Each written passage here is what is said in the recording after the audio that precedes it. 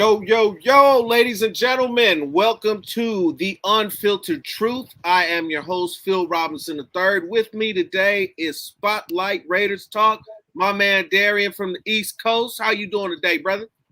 I'm feeling good, man. It's feeling good. We don't have to really worry about the Raiders playing this week. We can actually sit back and relax and watch some football. We don't have to do pre-shows or none of that stuff. So it's definitely good to have it. And appreciate you having me on your show, man. Appreciate it. All love. And let's have some fun. Talk the Raiders. Like you said, bye week is by far my least favorite week of the season. I hate not watching football. It gets me to feeling like the whole off season again, where I feel like a dope fiend off to the side, just like, give me some football. Give me some Raiders football. I mean, my boys is out here playing well, and now they got to break. Now they got to stop. I don't like it. But other than that, it's a lot to be thankful for, a lot to be happy about when you look at this team. With all things considered, they're currently 5-2. Coming off two of the best, most complete games they've played in a long time. And why don't you just start us off and give me some of your thoughts about what's going on? The last two games, I really thought that the Raiders finally had a coming out party. The last two games, we talked on other panels about how we felt like John Gruden was kind of holding the offense back. And now we seeing we making some roster moves and making some moves that, John did bring in, like the Willie Snead situation. Willie Snead's no longer with the Raiders. If a lot of people don't know that, he did sign with Carolina, so best endeavors to him. But overall, I just feel like we started out 3-0. We dropped the last two. The email stuff came out, and we persevere, and we still have the adversity because there's still a lot of talk about in the news when it comes to that Raiders organization. And I think that we just got our head down and thinking about football. Even though we have a bye week, I still think, Carr and these guys is still focused to go into the next week against the Giants. Mind you, the Raiders have not played well at MetLife in the last couple of years. So hopefully we can go into MetLife in week 9 and get this dub, because the Giants is not that good of a football team. So I just really think that we just keep our head on a swivel, keep our heads right, keep our mind right, and take one game at a time before, we try to leap to, playoffs and stuff like that. It's only week 9. We still have a lot of time left. Take one game at a time, see what we can do in the trade deadline. If not, keep the guys that we have and keep rolling. No, I agree with all of that. I mean, you take 1 week at a time, and that's the way to approach it. They have a team as constructed right now that's capable of beating anybody. Yep. As long as they do the 3 things that I say every week that everybody's just always on my head about. All they got to do is block, tackle, and execute. If they can do that, they'll win the more games than they don't. The Carr's putting up ridiculous, crazy numbers right now. He went 31 of 34 with the interception that he threw. He hadn't had a pass touch the ground for the first, 22, 23 of them before he threw his second incompletion. Yeah. And like I said on the show last night or the other day with Phil, when you see a quarterback with the accuracy rating that high, normally you see a lucky throw or lucky catch. Somebody did something crazy to come down with a pass that shouldn't have been caught. But that wasn't the case. He was hitting open guys. He was hitting guys in rhythm. Nobody dropped anything. It was just beautiful to watch. High level execution, and that's a level of execution that we haven't been seeing. Yeah, that's absolutely true. A lot of people know they saying just let you know, I might be a little blurry due to the Wi-Fi is I don't pay the Wi-Fi here. I don't pay the internet here. I have my regular core internet plugged up to this laptop, so I don't pay the bill. I just use it. Just letting y'all know if y'all don't see me correctly. But okay, I thought it was me. I have to say nothing, but yeah, but outside of Raider Rich, he said I got caught in the Matrix. I know he was talking about my Wi-Fi. I know he was talking about it because I had problems with being on Doc's channel earlier with my internet. So I've just been trying to see if I could get it fixed in some way. But I don't pay the bill. I can't do nothing about it. Hey, if y'all can hear me, that's even better. Cool. Right. Yeah, I have to agree with you on everything. People felt as though that once we went 3-2, lot of not even just Raiders fans, but the media and stuff. Oh, the Raiders thought who we thought they were. Here go to collapse again, and all of that nature. And I don't believe in none of that. I just feel like now the keys has been, given to Carr to run this offense. All Olsen is going to, call the plays, but Carr is going to be on the field to make sure this stuff gets executed. And now, even though that we didn't have Waller against Philadelphia last week, we had a tight end in Monroe that came in and balled. So I just feel like, even though people say, "Oh, Waller was out," it might give the Eagles a slight chance. No, Foster Monroe just came in because now they're buying into Rich Pisaccia. They're buying into him. So yeah, I'm really excited, for us to have this bye week due to the fact that we might get, Mullen back, we might get Incognito back in week 9. There's been some rumors of them coming back, because of the bye week. So hopefully we could get those two back. I'm not really concerned about Arnett. So No, I'm not concerned about Arnett either. Brandon Faison, I keep butchering his name, and I've heard it a few times, but he's been that dude. He's come in and he's been targeted the most out of all the DBs. He's got the lowest completion percentage against. He's got the lowest QB rating against, and he came in and picked off the first pass he saw, I believe. Right. Yeah. And, he comes from that, Los Angeles Chargers team. We got him off the practice squad right after we lost to the Chargers. That's the crazy part for me. Yes. I mean, I was looking at him and I was like, the size, the length, the speed, pause. I mean, you know what I'm saying? That sounds kind of suspect. But when you're talking about a DB, those are all great things. And in this particular system with Gus Bradley running it, big corners with speed do very well in this system. Right. And he has been lock solid on the other side of Arnett. And for the first time, we see some actual competition amongst corners about who's pushing who for playing time. Nate Hobbs' spot is pretty much on lock. I don't see anybody getting him up out the slot. But now you have the freedom and flexibility of easing Mullen back in. And Mullen, by his own right, has been locked down as well. He's only allowing 57.2% completion rating against. Right. None of the Raiders DBs, with the exception of the 2 safeties, have given up a touchdown this season. I mean, this is you haven't seen anything remotely resembling a no-fly zone in Oakland, Los Angeles, or Las Vegas in the last 20 plus years. But right now, you got one. Yeah. Yeah, and now just the only thing that for the Raiders, what needs to be worked on going into the bye week, getting this offensive line to keep playing how they played the last couple of weeks, and now let's see if we can build a run game. Even though the last couple of weeks, Kenyon Drake has played well, and Jacobs with the chest contusion, I hope that he's okay.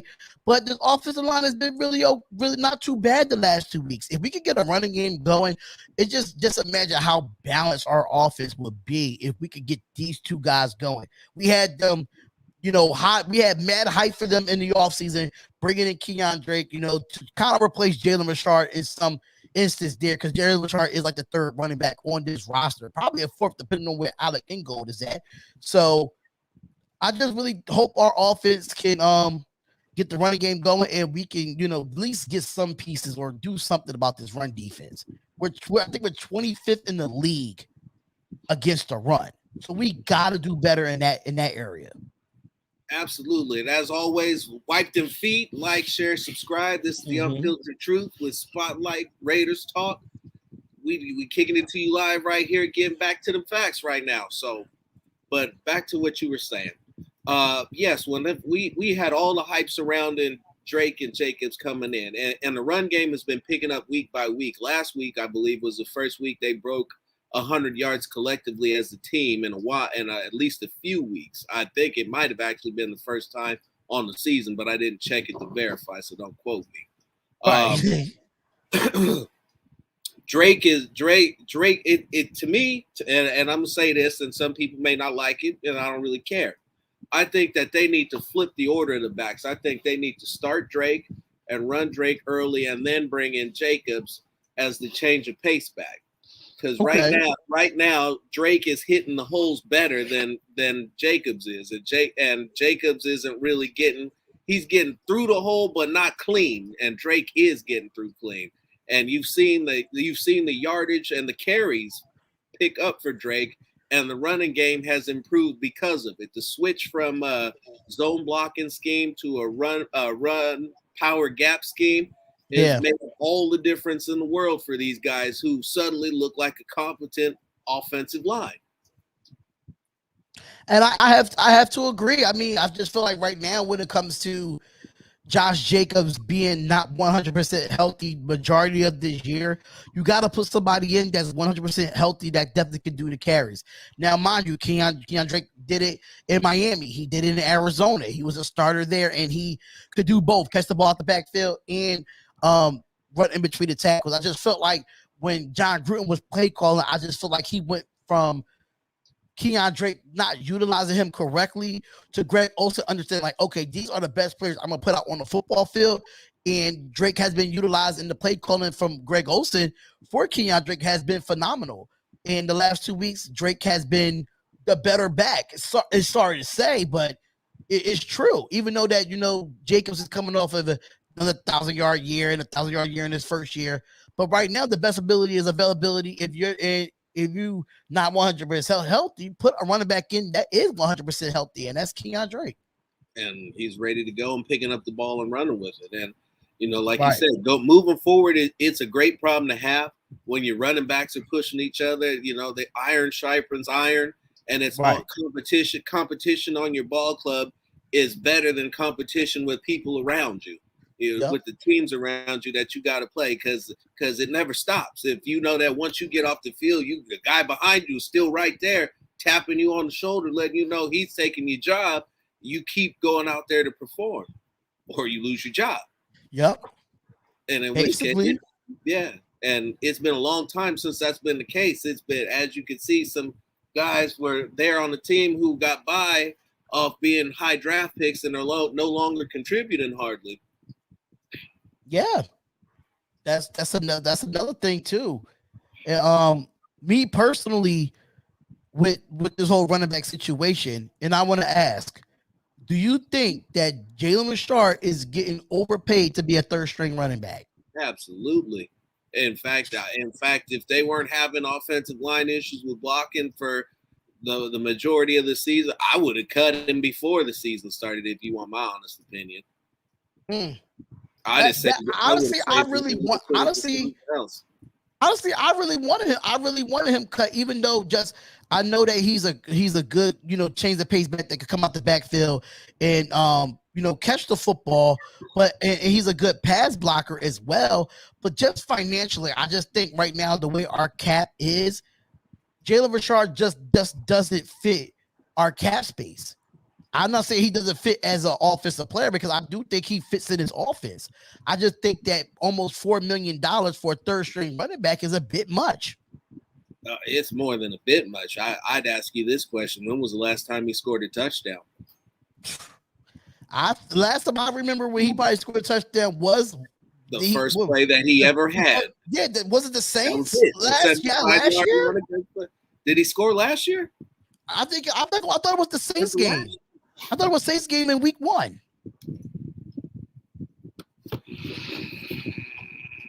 I'm not too sure.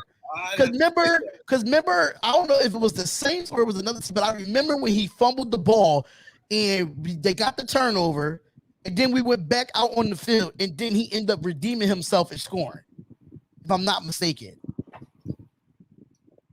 I'm checking that right now. Keep talking. I don't remember. I don't remember him scoring either. I'm right there. I'm right there with you. Yeah. I just don't remember him. I just don't remember him scoring. Okay. Not even all last year. Besides that one time. That's why I said was it the first game? Let's see. He scored last year. Yeah, I think we played the Saints the first game was Carolina. Oh, it was Carolina. He scored in Carolina? No, he didn't score in Carolina. I figured that. I figured that. I'm like, I don't know if he scored in Carolina. I'm not too sure about that one. No, he didn't score in Carolina. Or was it the Saints game that Monday night? Because I know we It was the played. Monday night game. Yeah. Okay. So that's probably the last time he scored then, honestly. Yeah, it's been a long time, and it's only one a season, if that. He got 3 touchdowns for his entire career, and one came on the first play. Wow. On the first play. On the first play. First time he touched the ball at home in Louisiana, took it 75 yards. And we all thought, all right, here we go. We got something. And in typical fashion, it didn't turn out that way.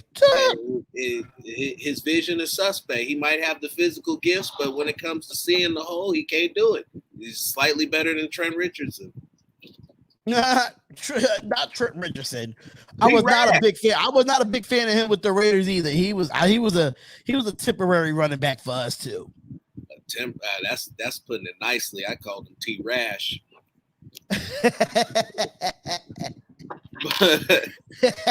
but yeah, I mean, if ever there was a time for one of them LeBron memes, that was one to just have him pointing right at the hole, like, bro, what is you doing?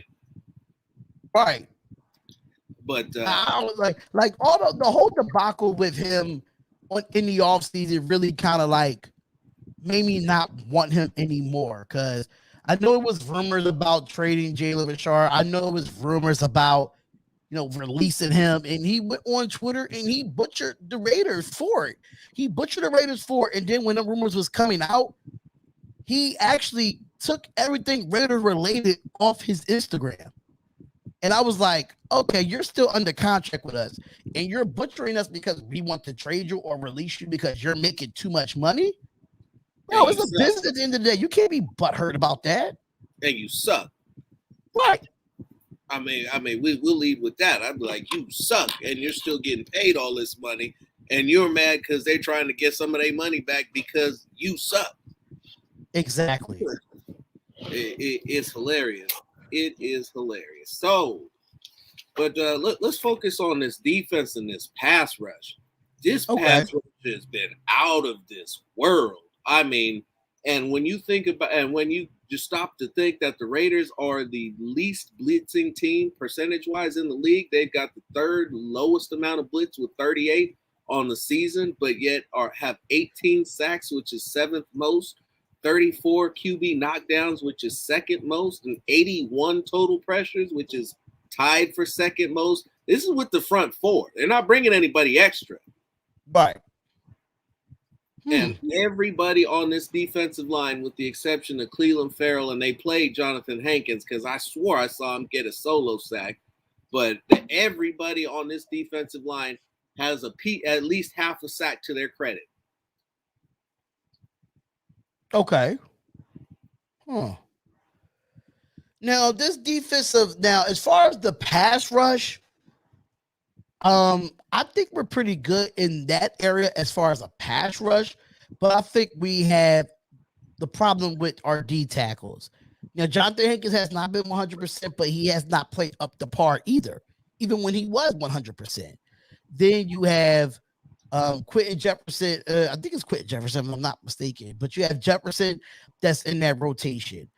Cleveland Farrell, you have him in that rotation because you don't really want to put him on the outside, as a DN, because, of the liability of him to, pass rush. But I just think our run game is the issue. And I just feel like it kind of sucks for the D tackles because of what Gus Bradley runs as a defense. When he runs that 4-2-5 and you have 2 linebackers in the middle, it's easy for linemen to get to the 2nd level. It's that easy for linemen to get to the 2nd level, and then you have holes that's open. So say if you double team Hankins and then that lineman moves up to the 2nd level, Hankins is already out to play. So now you got to really focus on what can these linebackers do when you have 2 linebackers in there, especially 2 inside linebackers. Now, if it was a 4-3 base, then it's a little bit different. You could probably bring an extra guy, or you could have one of those outside linebackers scrape over.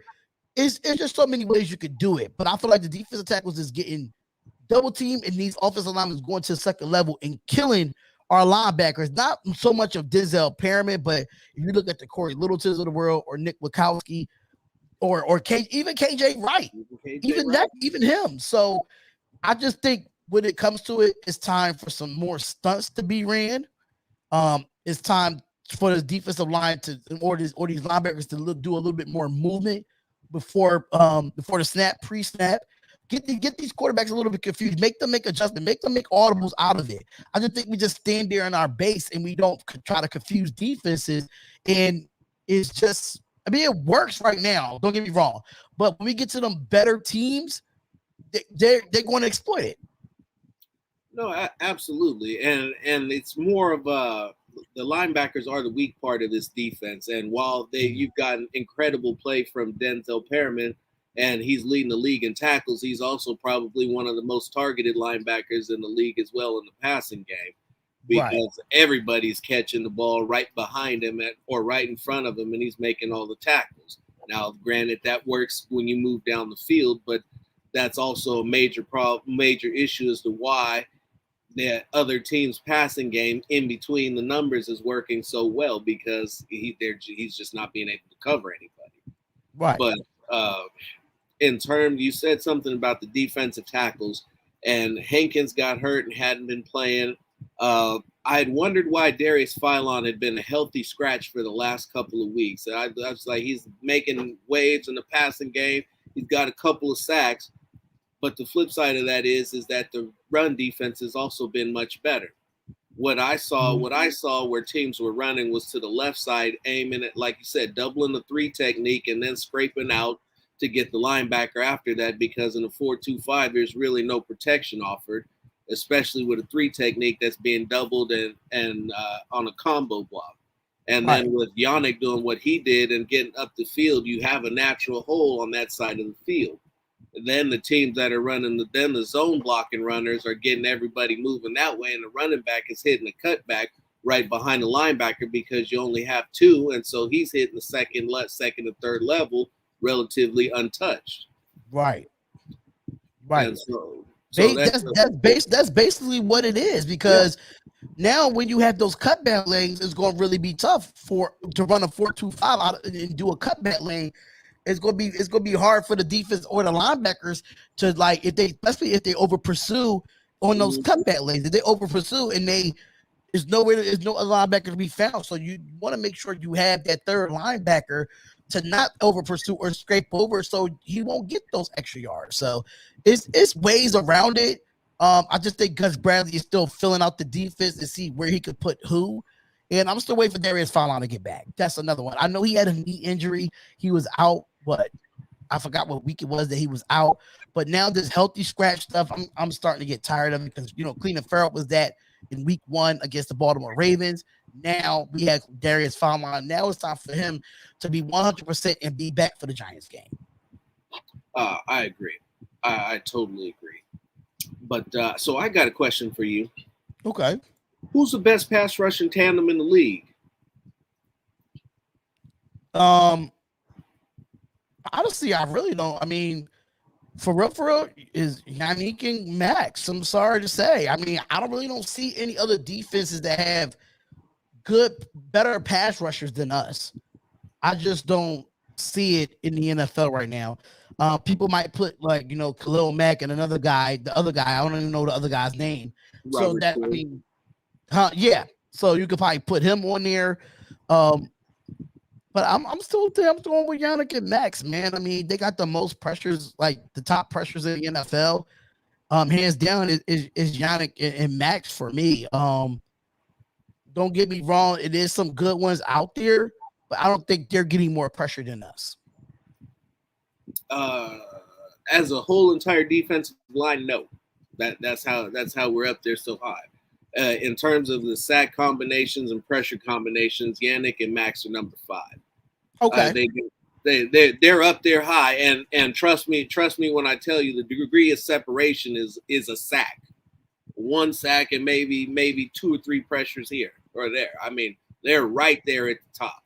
But the leaders of the clubhouse are Trey Hendrickson and Sam Hubbard from Cincinnati. right now. The Oh Bengals yeah, I forgot about those boys. They very underrated for Cincinnati. And now knowing that Cincinnati's winning football games because of their defense and their offense is kind of dynamic, which we played this year. I can't wait for that game. So I totally forgot about those boys, and I should have thought about that because I just did the game last Sunday when they had 5 sacks on Lamar Jackson. I should have thought about that. Mm-hmm. Well, Trey Hendrickson has been a personal pet project of mine because I scouted him heavily coming out of college, and I was comparing him up, and everybody was talking about Myles Garrett, but he was Myles Garrett's equal with no hype whatsoever at all. Right. And all he's done is come into the league, and while he hasn't put up crazy numbers, he's been solid. He's been solid everywhere he's been, which is just New Orleans and Cincinnati. Yeah. But when I really wanted them to try to get him out there to Las Vegas as well. But it is what it is. Overall, Max is leading the league in QB hits, knockdowns, and pressures. I believe he's okay. Killing. No, he's fourth in pressures, but he's killing it. Absolutely killing it. I agree. The boy's balling. And he's found a way to get past all the holding, and really he was just gonna have to learn how to work his hand chops and whatnot because he wasn't gonna get that call. Right. But this whole defense it's been something that I continue to marvel at. You know, when they came out against the Eagles and gave up that touchdown so fast, I didn't even know. I hadn't even got in my seat on the couch yet, and they were already down 7. And then they didn't score at all from up until halfway through the third again, almost the fourth. Yeah. I said we gave up 16 points in that second half overall. Because they scored. They started scoring when we got too damn comfortable. And that's another problem that I worry for the Raiders. If we got the foot on the necks, we got to keep our foot on the necks, man. We got to. Yeah, that's one thing that no matter how they try to do it and who I see trying to run the clock out, it's like it's just not working. The run game is just not where it needs to be right now in order to execute that successfully. The best bet for them is to, like you said, to keep it going and keep it rolling. If you don't want Derek to take shots or minimize that, run a read option until Mariota gets hurt again. I don't know. It's kind of hard, but not the Mariota effect. Well, I said till he gets hurt. You know, who knows? That could be one play. I was nervous last week. Brad, trust me. When I seen him go down, I was like, get up, Mariota. I'm like, get up. Get up. Do it. And we didn't see him again, though. But so I guess it might as well have been the same thing as if he was hurt. Yeah, that's true too. Do you think that they would trade Mariota during the trade deadline, or do you think we'll keep him? They're keeping him. Keeping him. Mark Davis really likes Mariota. Okay. He liked what he saw. He liked what he saw in the Charger game, and right now, winning is paramount for him. There is nothing that he needs to do more, especially with the comments that he came out and made about the owners' meeting and needing transparency in this Washington football team investigation. So right now, what he needs to do is make sure that his football team goes out there and takes care of business, right, week in and week out. He listen, just go out there and play football. I'm going to do the rest. Yep. Basically, and that's the way it should be. That's the way it should be. What I've enjoyed most about these couple of weeks without Gruden has been the lack of an ego.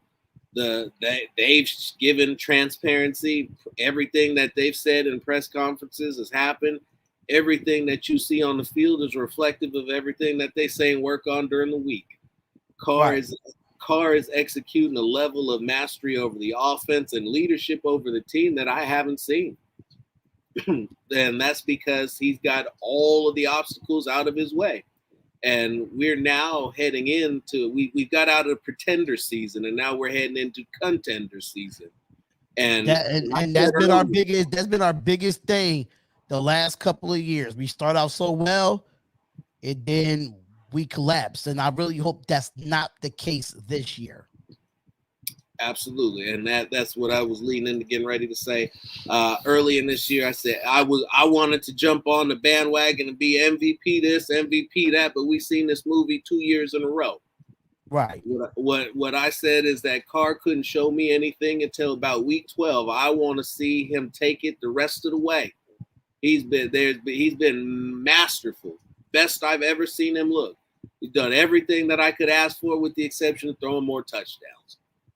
Said, but now his next trick is going to be keeping it on track and getting to the playoffs. Yeah, that's the only thing. Consistency is key. Consistency is key, and we have to keep that consistency up if we want to. We got to go out and beat those teams that we supposed to beat, like the Giants in Week 9, and then we supposed to have those good games against Cincinnati. We can't go into a Cincinnati game being comfortable or because of our record and stuff like that. And that's how I felt going into the Chargers game when we lost. I feel like the media hyped us up a little bit too much, and it got to our head, and we stunk it up. Period. And now the way the last 2 games, the way we won, we can't go into MetLife and just stink it up. We can't go against Cincinnati and say, we even can't look over Kansas City. We have to win these games. I think these are winnable games, and I think we can win them. But we just gotta keep their focus and block out the media and block out what they saying good about us, because when they say bad about us, we play good. When they talk good about us, we play like shit. Never fails. Never ever. That reverse psychology, us against the world, is what the Raiders were built on, and it's what they need to get back to. So far, it's working beautifully. And they need to not change nothing about what they're doing. And so I would encourage the media to keep shitting on them. They need it.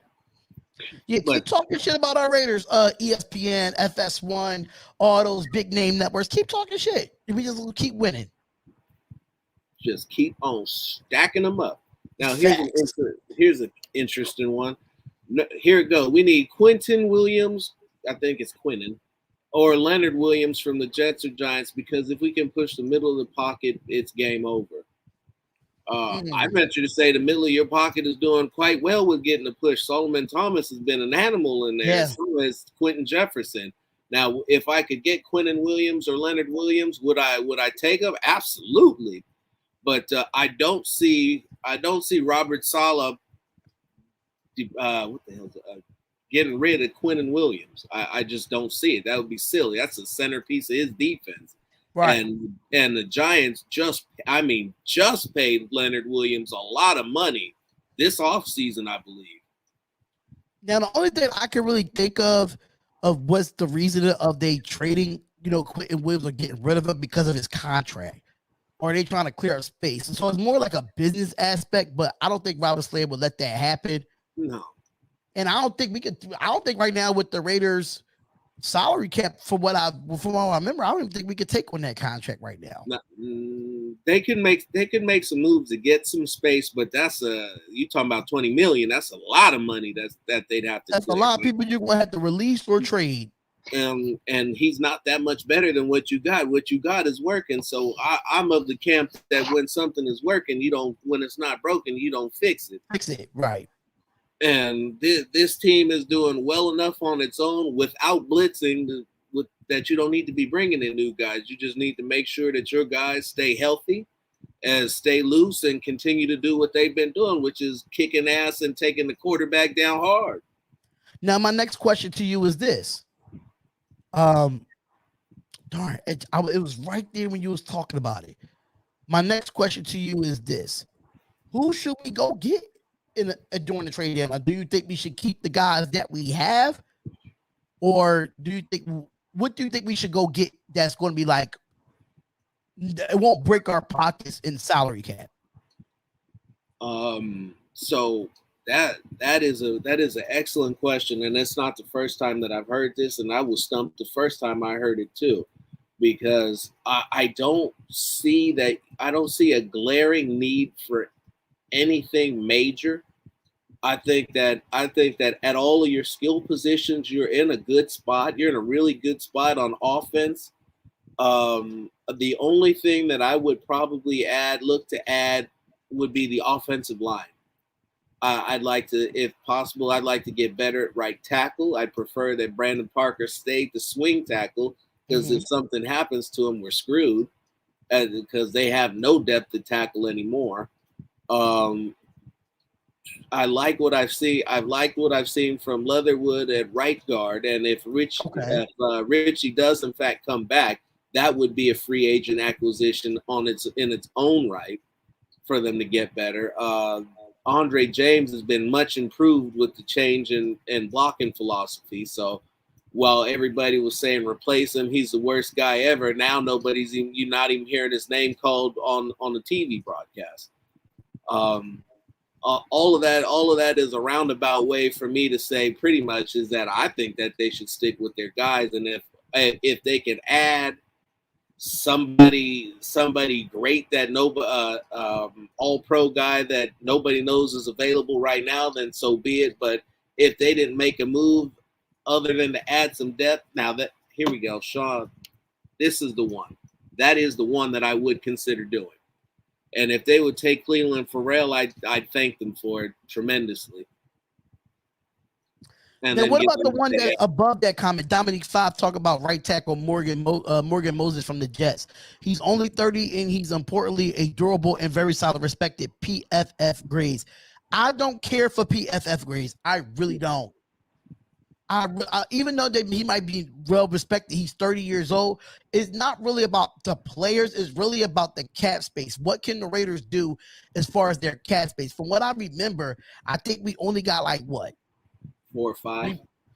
We don't got that much cap space, this year in a loan. So if we go trade players for big contracts, it's going to be a cap hit to us, and it might be a cap hit to whoever's trading for him. So you got to look at it from the money standpoint. We would love to go out and get certain players like the Michael Proctors of the world, which I did a video on.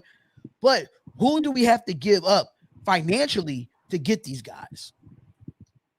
And the beauty of it is that now that we're halfway through the season, the team that he was playing for has picked up most of half of the contract already for what he's paid for the year. Now it would come down to the game checks, and you could probably make something like that happen and cut a guy here or there. But Morgan Moses' problem, I believe, is that he can't pass block, which that's cool if you want to get the run game cracking. But you're going to be in a bad situation when you're tipping defenses what you're doing by switching the tackle in and out for passing situations and run situations. That just wouldn't make no sense. I don't like it. I wouldn't trade for Morgan Moses. And P-Dog 006 says, why not bring back David Sharp? Is he hurt? I don't know about David Sharp. I was not a big fan of David Sharp. I don't even know where David Sharp is, Pedro. I think he was on the Washington football team, if I'm not mistaken. On the other side of Charles Leno? I think so. I think that's what we trade. I think that's what we trade him to, or that's where he went. That's actually not a bad move. I would trade for Charles Leno. I would trade for Charles Leno. I'd put him on the right side. He's a nice, solid pickup. He's good. He's durable. He's played every game of his career. He started to get some of the love that he deserved out there in Chicago right before they cut him as a cap casualty, and he re-signed in Washington. Washington ain't going nowhere this year, and so that might be a good pickup for them. That'll be under the cap and still keep them within that target range of what they have for salary cap wise. So that would be a move that I'd consider making. Okay. I'm not too bad with that. It's not too bad with that. I'll definitely do that. But who you think the Raiders should think about trading? Because there's only two guys that I say the Raiders might trade. And one of them is going to be Cleveland Farrell. He's been in the trade talks all year, number one. And Damon Arnett, they said a lot of people don't want to take on his rookie contract, but I don't think he's getting paid top 10 money top 10 draft pick money to a point where it's not going to kill us in the cap hit. So, trade one of those guys to get an offensive lineman like an Andre Dillard. How you feel about that? Well, I don't think anybody's gonna trade for those two guys. If you were lucky, you get a bag of peanut shells for Clee and Damon Arnett. I got one for you. And get ready, take a deep breath because I know it's coming. Oh man, here we go. I'm trading Jacobs. What? I'm trading Jacobs. I'm trading Jacobs while he has value right now. I don't know about that He's one, not brother. getting re-signed. He's not getting re-signed. Remember, they're paying Kenyon Drake $8.5 million next year, guaranteed. I understand that. But would you rather cut him or trade him? No, I'm not cutting him. I'm not cutting him. I am not cutting Josh Jacobs. There's a difference. I said I was going to trade him while he still maintained the largest amount of value that he has. His injury history and his yards per carry are creeping in a negative direction. And so you're not going to re-sign him. So you might as well get something for him now because I sure ain't going to pay him $10 million or whatever his accelerator is for hitting year 5. You got some points there. You have some points there. Now, that's going to come down to when are we going to trade him? I wouldn't say this year. The thing about it is because I think Keon is on a 3-year contract with us. 2. So I mean, if you do trade Jacobs, right? Just hypothetically, because I don't see the Raiders happening because they got him in the first round, if I'm not mistaken. Mm-hmm. At the bottom of the first round, I don't think they're going to trade Josh Jacobs at any point in time. Not no time soon, in my opinion. But if you're going to do that, you're going to have to extend Drake. I think you draft a running back. I like a lot of the guys that they got coming out. You run Drake, you let him go his 8.5 in the next season, and then the season after that. So basically, after next year, you're looking at having a rookie running back or a second-year running back in $14-15 million coming out of freedom that would have been tied up in the running back room. Yeah. That's the way that I'd approach it. If you're going to see with Jacobs, my only thing is like everybody say, no, it's crazy talk. If Phil got caught up in the 2 games, that's what Raider Rich says. It's not about getting caught up in the 2 games. It's really about the durability of Josh Jacobs. Like, he just has not been healthy since he came into the league. At all. Even if he did have that 1,000-yard rushing in his rookie year, he set out the last 3 games of the season, could not play. And then last year he had another 1,000-yard season. He barely played for that 1,000 yards though. So only broke 100 yards twice. Right, only broke 100 yards twice. I get it. I get it 100%. But I say, if not next year, then if next year, if he does not play at least 12 of the 17 games that we have, trade him. Next year you have no leverage. That's the problem. So next year will be his 4th year, and with the 4th year, you'd either have to give the 5th year option or you'd have to cut him. So if you're not gonna be able to trade him because they'll know he'll be available and they won't have to give anything up for him. You got a point there too, but I mean, I think right now, if you trade him, what value does he really actually have? He has not been productive this year. So here's the thing: is that you could also right now the way you could spin it is you can make a case for the offensive line has been terrible.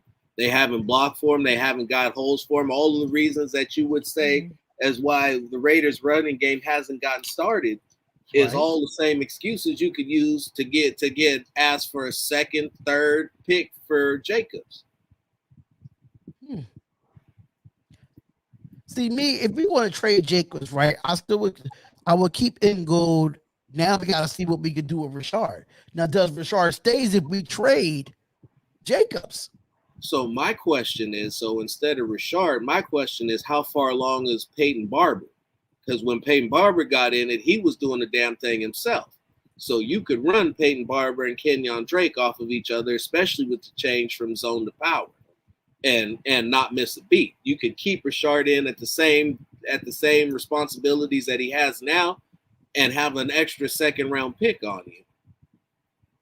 Some people like it's something to think about. It's at this point, it's strictly hypothetical. And if you said, what would you trade? Who would you go with? You got to think of what you're going to get. Are you making a trade just to make a trade? Or are you trying to make a trade to get something to put you over the hump? I still think his best ability is availability, and Jacobs has not really been that available to us, injury-wise. There's always something every week on why that guy is hurt. It's always something. I think he wants to stay a Raider, but I just think financially, if I am the Raiders, that's some consideration. It's sad, but it's true because Jacobs was our workhorse.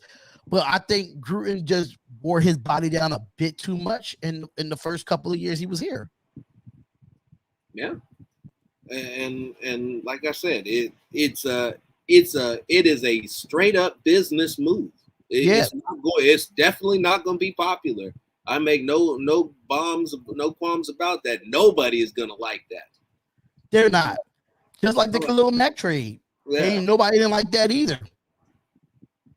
No, but we just had to deal with it because it was more of a business move than a personnel move. Right. And you could even pass it off as a personnel move, but it's definitely something that would be crazy. I mean, you look at his overall yards per carry, he's in the threes. Like that's not going to cut it. Yeah. That's not going to cut it. And quiet as kept, a lot of people really aren't going to talk about how slow Josh Jacobs has been looking lately. He don't look like he got the same level of burst and acceleration that he did when he first came in. Because I don't think he's 100% either. I think he still had the turf toe. I still think he has ankle injury. He still had the lower leg injury. I just think he's even 100%. The chest contusion just adds to the amount of injuries that he has. And you're right. You're right. I can't argue with that.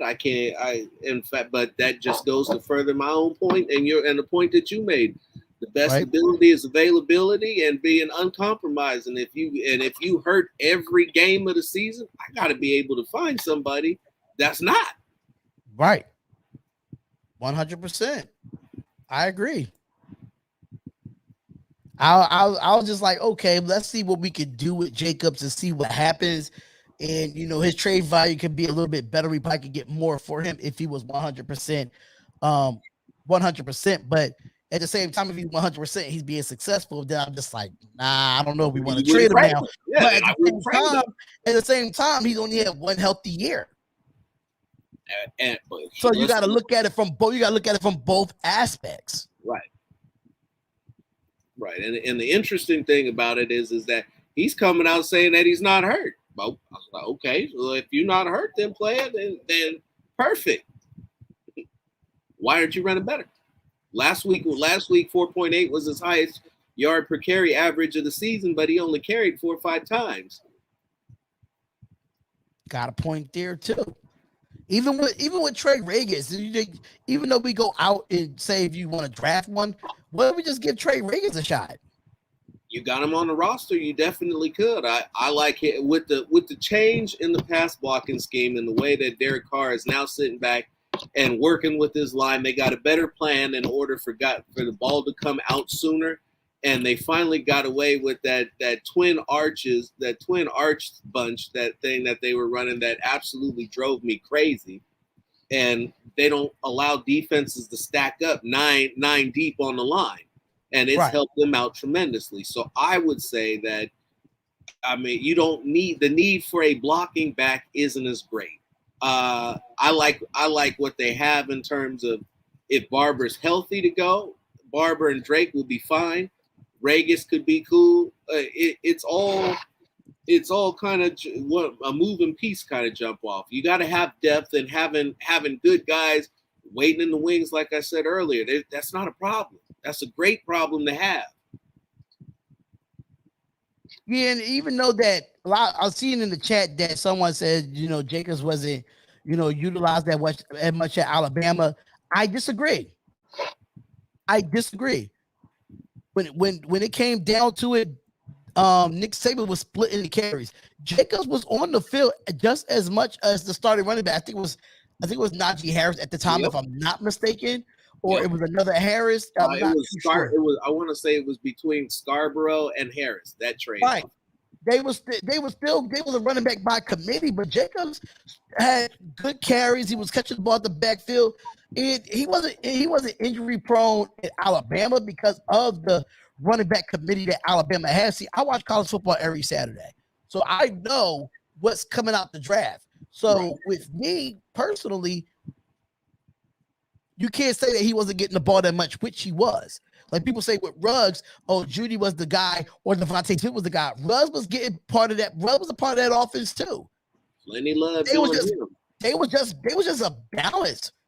It was just a balanced offense. Period. So you can't really say Jacobs wasn't getting majority of the snaps. Where he was getting snaps, they was just getting the even amount of carries. Basically. And you also got to remember, he had the premium of everything. He had the best line. He had the best backup. He had the best second back. He had the best wide receivers. He had it all. The best strategists, the best nutrition, the best everything at Alabama. And that's not to say that he doesn't have state of the art facilities, a personal chef, and all that good stuff with the Raiders. But it's not pros versus college kids either. He's got to earn it at this league every single play. And that's not to say that he hasn't, but it comes at a cost when every guy that you play is a pro. Every guy that hits you is a pro. Yeah, definitely. Is a big difference from taking that leap from college football to the NFL. Is a big leap. And people fail to realize, like, coming into this league, listen, Jacob made his impact. But once you start pounding and grounding the way you've been, it's going to take a toll on you. And it has taken a toll on him very early in his career. Very early. I think he was hurt week 2 of his rookie year. And even during it, played like a beast, injured almost the entire rookie season. Right. And that was one of my chief concerns about him coming out was durability. Because, like you said, he was never a workload at Alabama. That was the difference. That's right. Now, will Fluker be okay? Now, that's the name that I thought about when we were talking about who would we bring in. Truth be told, I don't have very much faith in Daniel Lee Fluker. I don't know too much about him. I knew from what I've heard is that Fluker is coming off of an injury and he barely practices. Yeah. So if he's coming off of an injury, why would we sign him if he's coming off of an injury?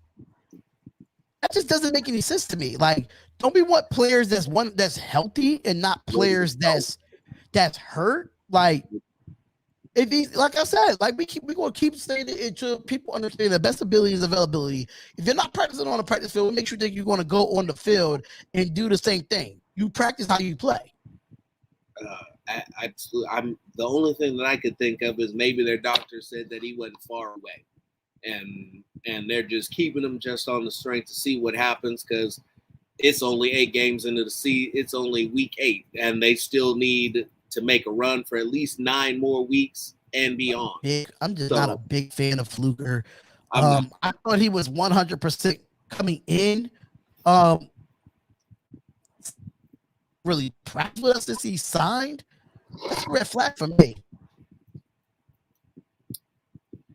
I just think that signing Charger linemen and ex-Charger linemen in general is a bad idea, especially that one. But he played for Baltimore too, if I'm not mistaken, right?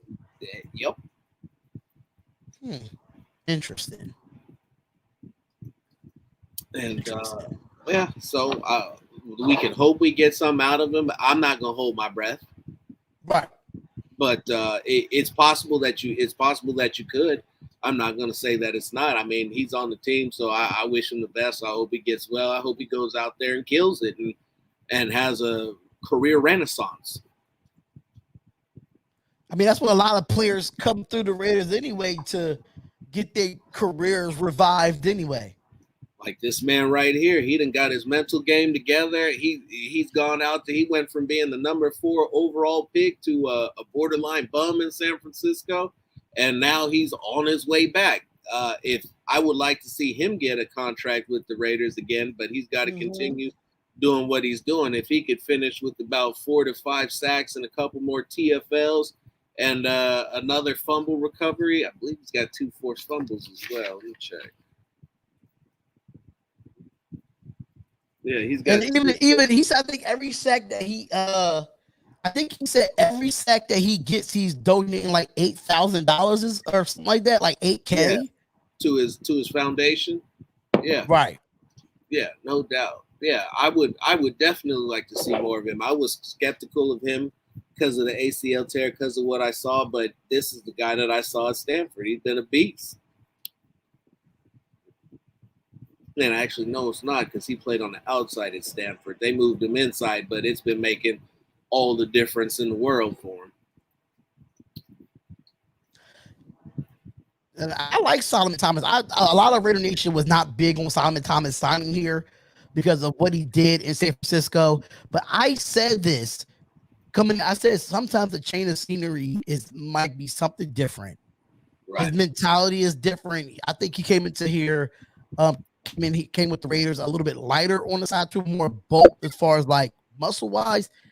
But he was already when we signed Solomon Thomas, he was coming off an injury too, but he was ahead of his time with his injury. So that's why I feel like, Mike Mayock and, Gruden at the time believed in Solomon Thomas, even Gus Bradley. So, and you see the productivity on the field. Sometimes you just need that change of scenery. And now, the 49ers probably regretting, we got Arden Key now. Okay, but Solomon Thomas is playing better than Arden Key. Yeah, let's just keep Arden Key in Santa Clara or whatever they play at. So that and Maurice Hurst to a lesser extent. I got no beef with Maurice Hurst. That was my guy too. But Solomon Thomas is outperforming both of them. Both of them. Yep. Both of them. Which you look at all of this, and it just what I've really seen throughout this defense that has just been mind-boggling to me is that how much Paul Gunther sucked as a defensive coordinator. Yeah, and awful. Just for Michael James, I know he said Spotlight, you told me Gus Bradley was a red flag too. Let's wait and see. I'm saying I was not a fan of Gus Bradley coming in to be in our defense. At the beginning, I was a Raheem Morris type of guy. I didn't really want Gus Bradley because Gus Bradley don't blitz enough, which you don't see now. So, I mean, I was not a big fan of Gus, especially coming from a Chargers defense, even when he had the Melvin Ingram, the Joey Bosa's. They didn't look that well last year. So, I was not a big fan of Gus Bradley. I wasn't. I wanted Raheem Morris, even though Gus Bradley had a rapport with Gruden, but Raheem Morris has won a Super Bowl with Gruden in Tampa Bay with that defense. So that was just my guy. I still, like I said, he has changed his defense around for the better. Let's just wait and see what else can he do. So because right now we're 25th against the run. What is Gus Bradley going to do to make those adjustments to change that ranking? That's a good question. Because when you dive deeper into the numbers, the Raiders are still the team that is surrendering the most yards to quarterbacks rushing the football, and that's really where the numbers are getting out of whack. Because if you look at the running backs, they've only given up 100-yard rusher this season, and that was Austin Eckler that faded Chargers game. So they've been handling the run relatively well and keeping runners bottled up. It's just been that quarterback taking off on whether it's been designed runs or passing plays that broke down. Because Lamar Jackson killed him. Jacoby Brissett did enough of keeping the plays alive to just murder to keep Miami in the game. Then you look at Jalen Hurts, his mobility got Philadelphia back in the game. Right. So Absolutely. that is one of their major things, but that also boils down to a 4-man rush and not blitzing anybody. Part of what's helping them be so great in pass coverage is they're playing off and they're keeping everything in front of them. But so what is key going forward is that this defense continues to tackle as well as they have. They've only missed 43 tackles on the season, which has got them with the 17th least, I believe. So they're right in the middle of the pack in terms of missed tackles. So hopefully Gus Bradley can make some adjustments, in the second half of this season, because we don't need that, especially quarterbacks like a Joe Burrow that probably might scrambling. You never know with him. So hopefully we just gotta, make sure that we can probably pin down that run defense. Because our back end is not that bad. Our back end is really good when it comes to our corners and our safety. And Trayvon Merrick has played well. Even though that Gus Bradley put him out on the island as a single high safety, he still does his job. So it's just the run game. We just got to pin down or pin our ears back and stop giving up 5-6 yards to carry up the middle. We just can't be doing that. No, absolutely can't. Once again, this is the Unfiltered Truth with our special guest, Darion from Spotlight Raiders Talk. Give him a like, a follow. Give the Unfiltered Truth a like, follow, a subscription. Wipe them feet. Yep.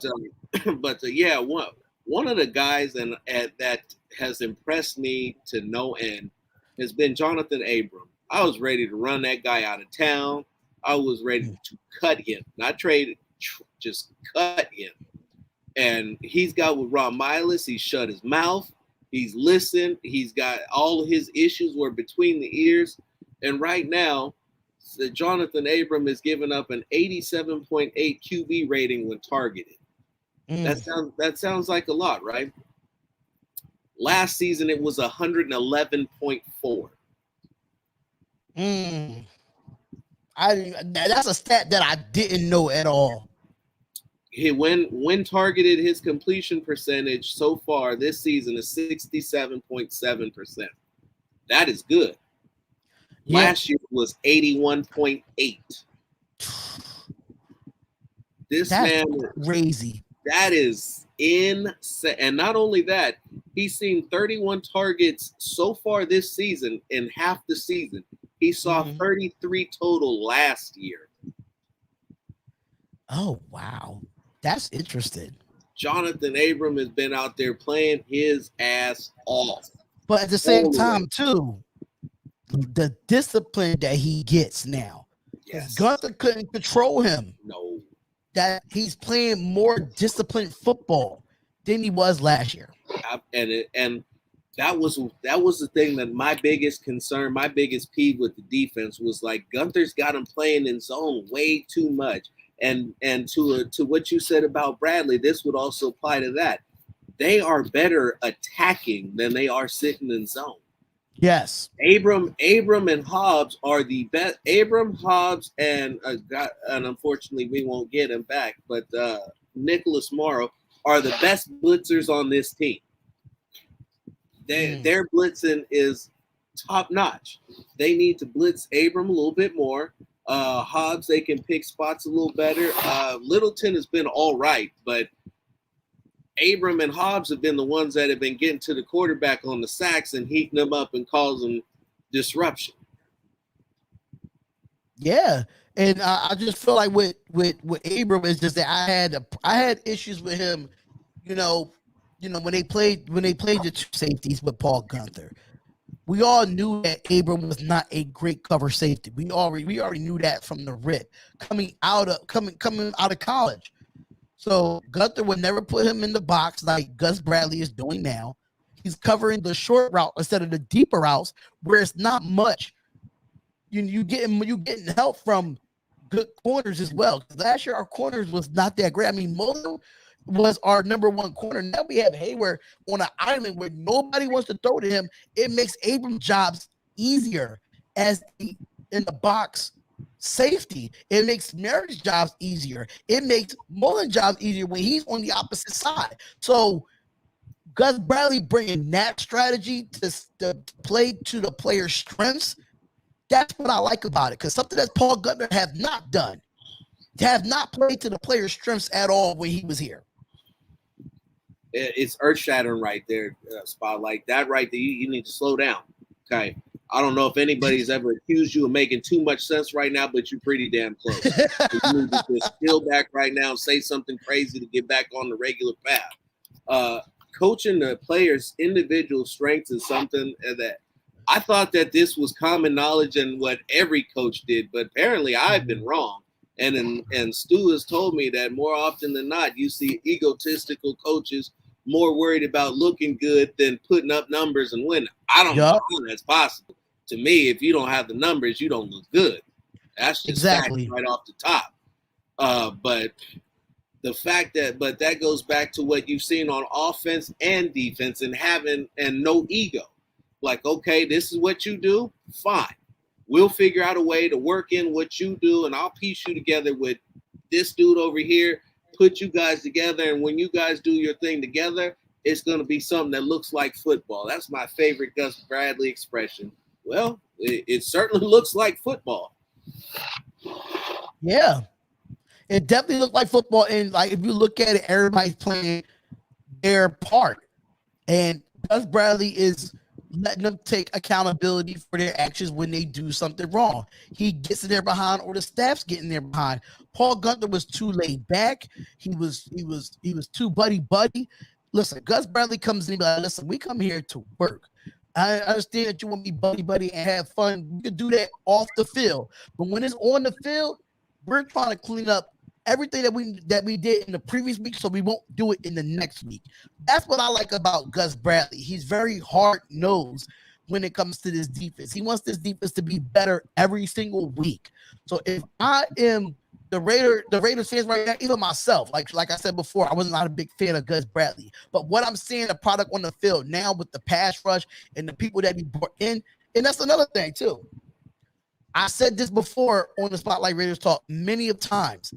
We needed veterans to mix with these young guys. Now we have the veterans at every level of our defense. It makes the young guys more comfortable on top of having Gus Bradley and veteran coaching staff on the defensive side of the ball. Can't go wrong with it now. You can't go wrong with it.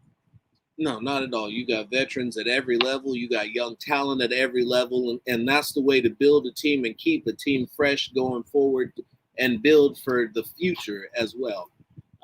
Overall, this team has been sensational, and everything that we talked about, we still haven't even quite got to the wide receivers and the improvement that you've seen from the two rookies from last year. Ruggs is leading the team with yards with 469 and leading the league in average depth of catch with 19 and a half yards. That last game against the Eagles hurt his average a little bit, but he's only got 2 drops, and he's caught 24 passes so far, for which I believe is 1 off his total from last year. That's not too bad.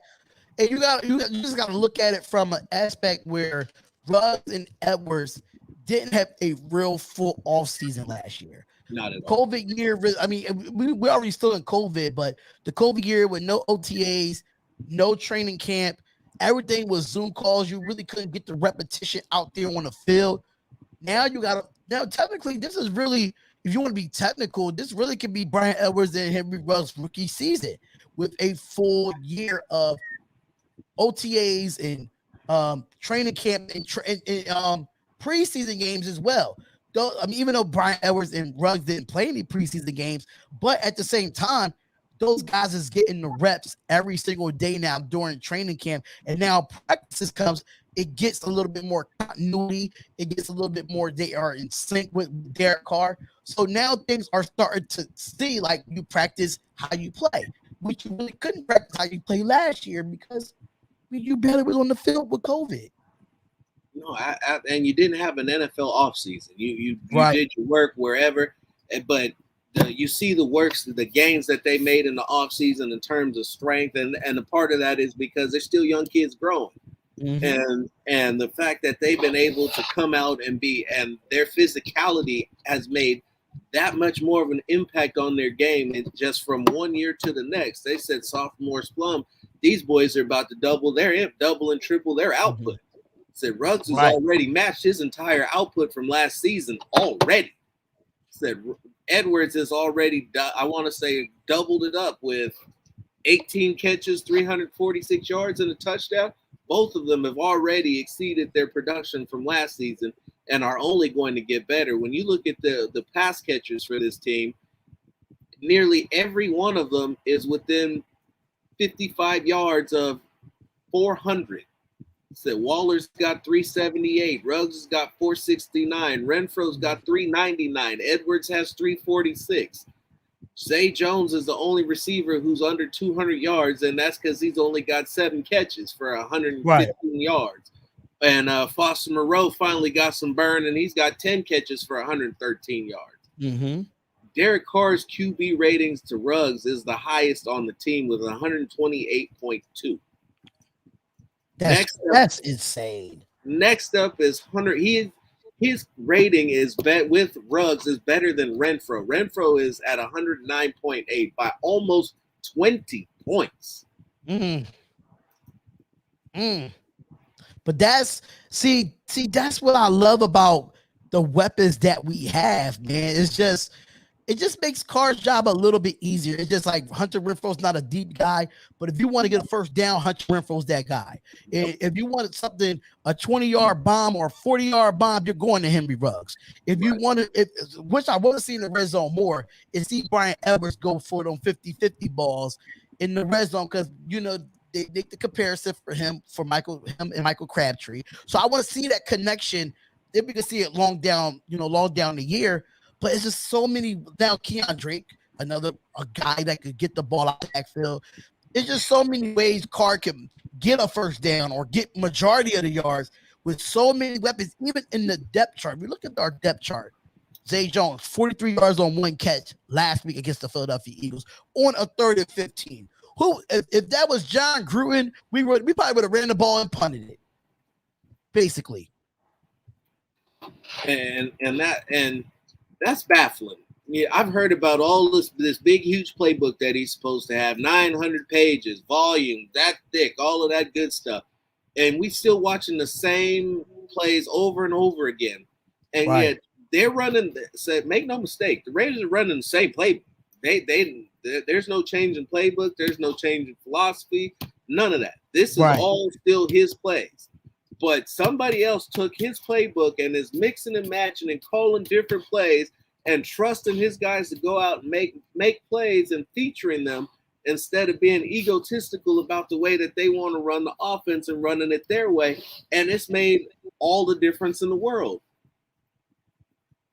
Yeah, it made all the difference in the world. And I feel like now Carr is, like I was saying it so many years, free Derek Carr. Free Derek Carr, because if you I was not a big fan of Gruden coming back. I was not a big fan of it because I knew he was going to bring that 1999, 2000, 2001 ass offense. I've been saying it since he's been here. Oh, Chucky's back. He's going to make a difference. No, bro, y'all forget he's been out the league too long. Just because you're a broadcaster, is the difference between being a broadcaster and a coach. You got to keep up with the Joneses of what the NFL is doing. It's a copycat league, and Gruden did not want to be that copycat and give it a little more up-paced offense. Now, you see it with Greg Olsen. We're a little bit more up-paced. We're a little bit more quicker. We seen a little bit of RPO out of Derek Carr with Foster Moreau last week. I'm like, oh, snaps. He's getting the ball out quickly now instead of doing 5-step drops, 7-step drops. You seeing him 1, 2, 3, boom, or 1, 2, 3, 4, boom. He's getting the ball out quick, and it helps out our offensive line. That means we don't have to hold that long. That's what I love about Tom Cable and Olsen getting that continuity together as coaches. Okay, we can still do a 4-step drop and still get 15 yards with a Foster Moreau.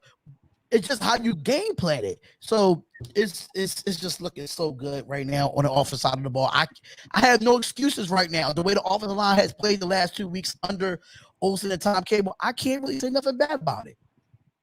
No, you really can. And this one is another one of my pet, because everything that you just said. And then the first play, without John Gruden, they came out and ran a play action pass.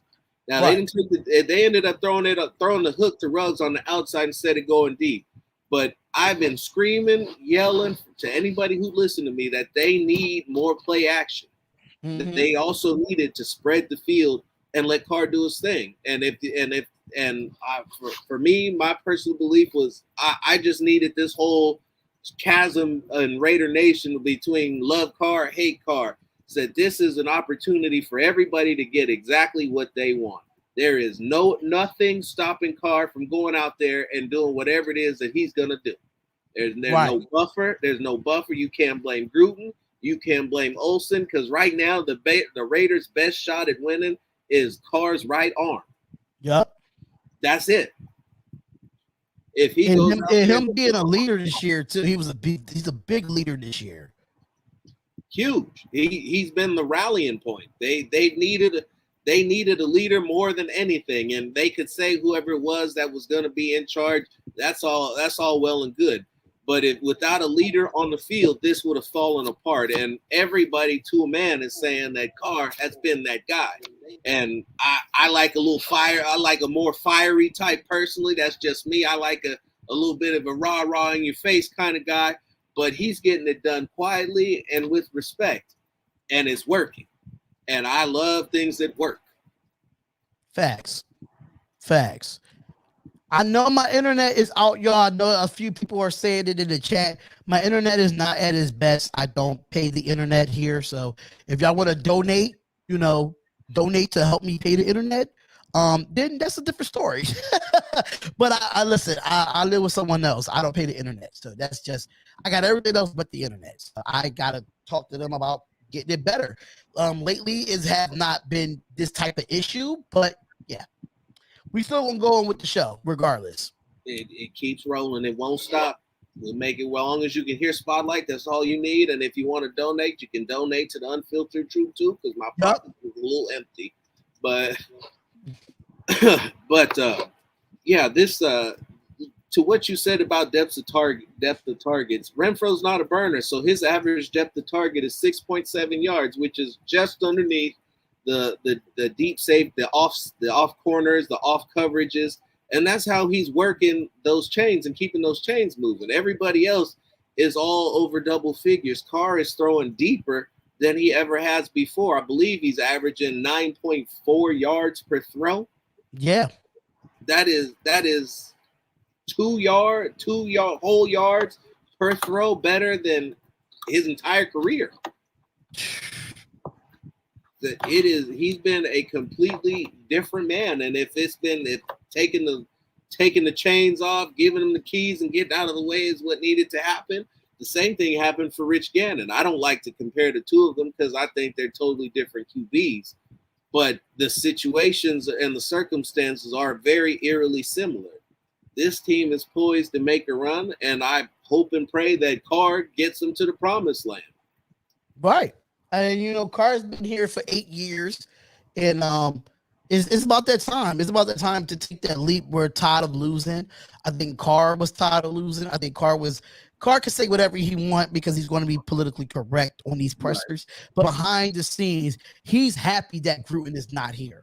Even though he said, they're neighbors and whatever of that nature, it doesn't matter. If you can see the difference in playing wise.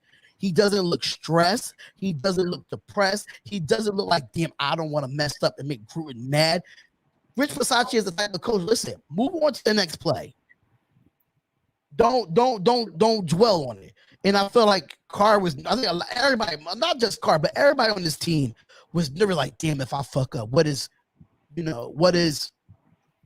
Gruden, the big man's going to say? How he want to butcher me? You know what I'm saying? So I just think a lot of the players got much of that freedom there. Yeah, it definitely. And when you look at the way that things are running, it makes you wonder. So everybody feels this huge need for a high-priced head coach. Got to get this guy with a great name, a rep, an ego, all that other good stuff. But you look at what they're doing with 3 coordinators all working together. And this is what an organization should look like. And in fact, you could take this same approach and look at Tampa Bay. Bruce Arians is talking about he's sitting in his office doing nothing. Byron Leftwich is running the offense. Todd Right. Bowles is running the defense. They're doing such a great job. He don't have to do nothing. He's just leaving it to them. Showing up, enjoying the show, calling plays. And I don't even think he's calling plays because from what Tom said, Byron is calling the plays, and Tom's not even shaking off Byron. He's letting Byron run the show, which is Right. if there's a head coaching move to be made at the end of the season, I would really like to see Byron Leftwich. I was on the Eric Bieniemy train, but I looked at his past transgressions, and I just think that he's too radioactive. Nobody's going to bridge that gap. If he's going to get his shot, it's probably going to be college. Yeah, I was a big fan of Eric Bieniemy, which I still am, but I wouldn't count out Byron Leftwich, and I probably wouldn't count out Joe Brady either for the Carolina Panthers. Yeah. I just think with Joe Brady situation is just that I don't think he has the right personnel to run the offense that he wants in Carolina. And I don't think Sam Darnold's the quarterback there for that personnel, in my opinion. If you go look at Joe Brady, I think he comes from LSU, if I'm not mistaken. Yes. Look what he did with Joe Burrow. So Joe Burrow came in and it's offensive ready, but I just feel like with Sam Darnold, it's just something missing from him as a quarterback. It's something missed him. So I like Joe Brady too. So my three would be Leftwich, Eric Bieniemy, and Joe Brady. As offensive minded coach. Now this is my question to you: if Rich Bisaccia get this team to the playoffs, get double-digit wins, do we keep what we have to keep that continuity instead of bringing in a whole new staff? So now that's a great question, and I got a better answer for that. And this answer is going to encompass the business side, the emotional side, and all of that in between. Yes, you do bring him back, and you do bring everything the same. You keep everything the same. Everybody gets a raise in the front office to make sure that they stay with what they are. I, however, do not give that man more than a 2-year extension, because I need to see everybody do it again, and before he gets that top money. You feel me? Because you got to go through the entire process, and you can win on the field, and that could be cool. It could look all good, but you still have to continue to add to the team. You got to continue to bring in players, and yes, some of that is Mayock, but at some point, Rich Bisaccia has got to have an offense and defensive philosophy of his own. And we don't know what that is. Right now, he's allowing everybody else to do their thing. And so far, the cohesion is good. Everything's cool. But we don't know what Rich Bisaccia is as a head coach. We know what he's doing in the position right now. Yeah, you got some points there. You have some points there. I just think, I think he'll do it like what Bruce Arians is doing. Let the offense run the offense with his offensive coordinator. Let the defense run the defense. I think he might bring in. He'll probably just keep running the special teams like he has been doing. I think if he does what he's doing right now with the Las Vegas Raiders, I say you keep him on a 2-year extension just for proving purposes. If it doesn't work out in 2 years, then you have to switch out this whole coaching staff. But I think as of right now, I would like to see Bisaccia get a chance under a full year with this team, which is kind of like almost a full year, because I think when he became the interim, week 6, I'm not mistaken. Yeah. It was one of those years, but like 1 or 2 years to make it proven. If it doesn't work out and he makes some crazy moves to a point where we don't agree with, we're going to want him out most likely. Right. Now, to this point right here, I'll say this, and let's keep it all the way 100, keep it all the way above. If the Raiders don't make the playoffs, Carr may not be here. He may not be here, and you may be looking at a clean sweep at the head coach at the coaching position again. It's possible. I hope that that's not the case. I don't want that to be the case. Let me say that now. But the standard for this year is playoffs. Mayock was getting fired if the Raiders didn't make it to the playoffs. That just because Gruden's gone doesn't mean that now all of a sudden everybody gets a pass. This is a playoff level team. Now they need to get to the play. They need to do what they need to do in order to be an actual playoff team. But if they don't make the playoffs, and once again, that is now 3 years in a row that this personnel has all failed at the goal. Yeah, that's true too. That's true too. And keep it in the buck, like I said before. If Rich Bisaccia does not win over this locker room and we don't make the playoffs, he gotta go. He's got the locker room. Go. He's got the locker room right now. But he got the locker room right now. But say it's this that we make the playoffs with him. He got the locker room, and then he gets this extension, and he doesn't make the playoffs the following year. What happens now? I still say he has to go because I want, as a Raiders fan, I want consistency. If you can't give me consistency, you have to go. That's me. That's just me personally. No, I feel I would like to know what the circumstances were. I'd like to see what moves were made in the offseason to know that it's not just him, or to know that it is him. That's the difference of putting it over. In terms of if he, that's why I said I wanted to give him a 2-year deal, and at least no more than a 2-year deal, so that if he comes out and bombs out next year, we take a look at what it is, and if you got to make a business move, it don't cost you anything. Obviously, he's not going to be able to command top dollars because his resume is as an auxiliary coach, a special teams coach. So you're not going to be paying him anything crazy. So the fact that he be getting a 2-year deal would be great for him. Continue on the dream, all that good stuff. It's a win-win for both sides. You can get out of it without it costing you a bunch. You can keep it rolling, and you can keep all that feeling of positivity and nostalgia rolling. And because Richie B rising to power and making it happen is a Raider ass move. It is a Raider ass move. Absolutely. It is a Raider ass move. And I just, only thing I'm really nervous about, if we do bring in a new coach after this year, will we keep Gus Bradley? I really hope that we do. Only reason why I say I hope that we do is because the guys love him here. They love him here, and I think you need that consistency out of coaches. Mind you, Paul Gunther was with these guys for many years, and we couldn't get nothing done under Paul Gunther, no matter who we brought in. The free agency, no matter who we brought in the draft. But they love Gus. And I think whoever the next head coach is has to take that into some consideration of, listen, these guys, sometimes you gotta be a player's coach. I understand you gotta make business moves, but if you're a head coach and you look at the defensive staff, you don't want to break that up. You just don't. No. The only real question that I would have when it comes down to Gus is he going to be okay with being a defensive coordinator, or is he going to want the big job? As with the big job in Jacksonville, it didn't turn out well, but as a defensive coordinator, he's been lights out. So some guys are coordinators, some guys are coaches. That's just the facts. Not everybody can bridge that gap, no matter how much they want to. Look at the situation in Denver. Fangio's defensive tree is amazing. Fangio, as a head coach, is about to get ran out of the franchise. Yep. I didn't really think Fangio was made to be a head coach in the NFL. He's a great coordinator, but it's Denver we're talking about too. Yeah. Well, he had a shot with the Bears too, and they had a great defense, but that's it.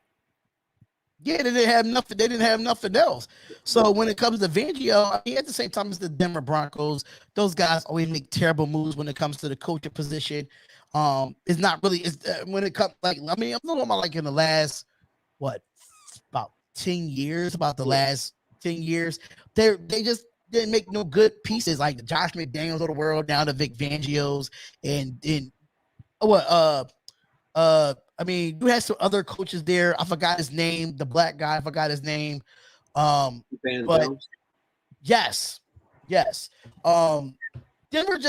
as an organization in itself, they just don't get nothing. They just don't do nothing correctly. The Donkeys never do nothing correctly. So that's another thing. But Matt says Gus Bradley for head coach next year. Yeah, that's what we were just talking about, Matt. I Um, don't like it. I'd rather he stayed a defensive coordinator. The, right. the issue is that is he going to stay a defensive coordinator? Because he might not. He might force his way out. I don't Yeah. know why. I don't see him getting a I head don't think coaching he'll job force his way anyplace out. else. I think whoever the head coach is wants to bring in their own staff. I Well, don't think he will force his way out. I think whoever the head coach is, they'll try to bring in their own staff. But like I said before, if that head coach sees that this defensive coordinator has a rapport with this defense and has a positive rapport, why chance of losing them? and the thought of that's spot on. And the thought of that brings us full circle back to what was the original start of this conversation, Mm-hmm. and that the best possible situation is for not Gus Pratt, but for Rich Bisaccia to get the job and for everything to stay the Mm-hmm. way that it is. Nothing needs Yeah. to change. This defense is incredibly successful with the most basic of basic schemes. This Mm-hmm. offense is putting up points, 30, I'll 30 be points right in back. consecutive weeks. Okay, go ahead. Has put up 30 points in consecutive weeks. They've scored on opening drives. They're just going for it. They scored 30 points last week, 30 consecutive points, and there's no reason for anything to change. There's really not. It's working. It's working well. The Raiders are tied for the number one seed with Cincinnati and Buffalo in the AFC. They're tied for the lead in the AFC West. Everything that they could possibly want to achieve is out in front of them with a special teams coordinator acting as head coach, and your coordinators all working together and coming up with their own individual plans and execute. It's definitely not what you would have expected once John Gruden was gone. Everybody said, "Oh, we want to get rid of him. We want to see what's going on." Oh, well, he's got his hands in everything, and it looks like he had his hands in too much. He Yeah. could have been better if he would have just sat back and chilled and not been a lunatic on the sidelines. Yeah, I just think he was just like a military type of guy and tell these guys to do this and do that. And it just didn't resonate with the team of being too powerful. It just didn't resonate with the team enough. And with John Gruden, it can be a headache sometimes. And I felt like he had too much power, and Mike Mayock and Mark Davis gave him too much leeway to do whatever he wants. Uh, he would be a better college coach with his philosophy, his energy, and more importantly, the college turnover. Because it's been said that he wears his welcome out in about 4 years, and if he were to go coach at the college level in 4 years, he'll have a completely different football team. Hmm. Do you think John Gruden would even get another coaching job? Oh, he's finished. Oh, I'm just Oh, making sure. he's finished.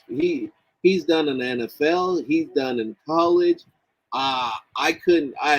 Maybe he coached high school. Somebody said something about the Arena League, but I mean, at that point, he'd be a walking lawsuit waiting to happen. Somebody could just walk up and say that he said so, looked at him crazy, and said something under his breath.